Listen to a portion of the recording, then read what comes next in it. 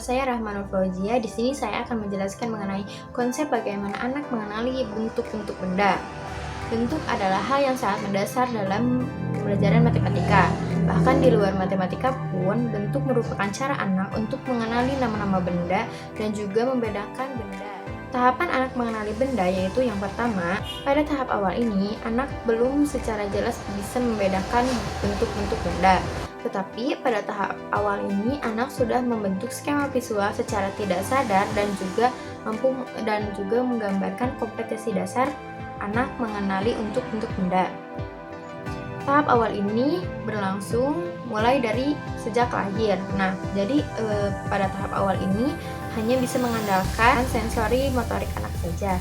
Contohnya yaitu seperti anak bayi yang baru lahir itu diberikan jari tangan ibunya, kemudian bayi itu menggenggam jari tangan ibunya. Nah, di sini itu bayi bisa mengenali bentuk itu dari hal yang dia pegang. Contohnya seperti tadi menggenggam jari ibunya, sehingga dia tuh bisa mengenali bentuknya itu seperti ini. Nah, dari sanalah anak mulai belajar bentuk-bentuk.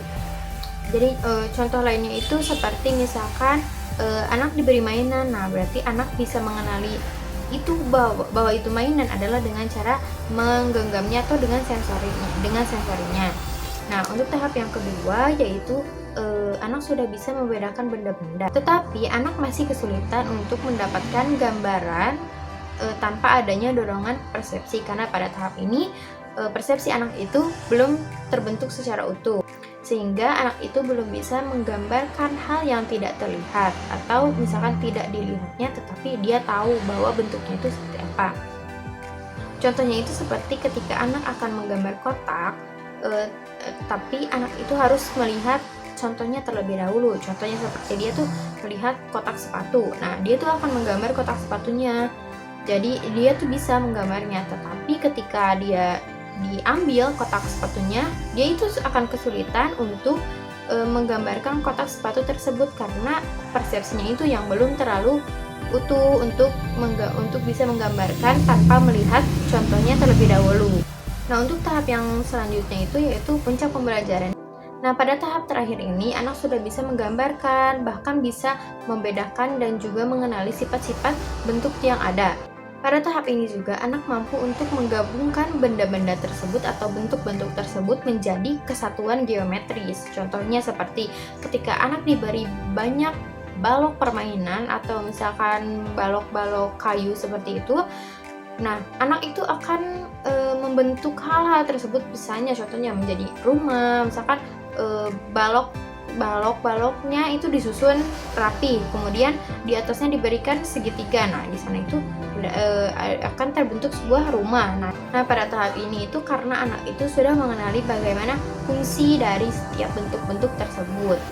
Dalam sebuah penelitian, menurut Fuson dan Murray pada tahun 1978 menyatakan bahwa sekitar 60% anak usia 3 tahun itu mampu untuk menyebutkan bentuk-bentuk benda, tetapi tidak mengenali bagaimana fungsi dari benda tersebut. Kemudian pada tahun 1999, Klein, Starkey, dan juga Wakely membuat penelitian yang menyebutkan bahwa pada usia 5 tahun anak bisa menyebutkan benda-benda atau bentuk-bentuk secara akurat itu sekitar 72% dari semua bentuknya. Kemudian ada Clement dan kawan-kawan pada tahun 1999 menyebutkan bahwa anak usia 6 tahun itu bisa menyebutkan bentuk-bentuk benda secara akurat dengan akurasi 75%. Nah, dari semua ini itu rata-rata hampir semuanya dari semua umur itu anak kesulitan untuk membedakan bentuk segitiga dan persegi panjang. Dan bahkan persegi panjang itu bisa disebut sebagai hal yang paling sulit karena itu bisa saja terbalik dengan persegi gitu. Karena kan dari katanya saja persegi panjang dan persegi itu ada kan hanya ditambahkan panjang dan tidaknya saja, sehingga itu akan menyulitkan anak, apalagi dengan anak yang persepsinya masih belum terbentuk gitu. Tapi seiring berjalannya usia, anak mampu untuk mengenali berbagai macam bentuk yang lainnya. Contohnya seperti oktagon, terus pentagon, hektagon, terus kemudian masih banyak poligon-poligon yang lain gitu. Kemudian seperti trapesium, jajar ganjang, layang-layang, dan masih banyak lagi ya, dan masih banyak lagi bentuk-bentuk yang lainnya. Nah, kemudian juga dari bertambahnya usia, anak juga akan mengenali fungsi-fungsi dari setiap bentuk-bentuknya gitu, karena bentuk-bentuk itu sangat berguna untuk kehidupannya juga gitu, karena semua benda-benda yang dia gunakan sehari-hari itu pasti ada bentuknya gitu. Sekian penjelasan dari saya, semoga hal ini akan bermanfaat sehingga bisa digunakan dalam kehidupan sehari-hari juga.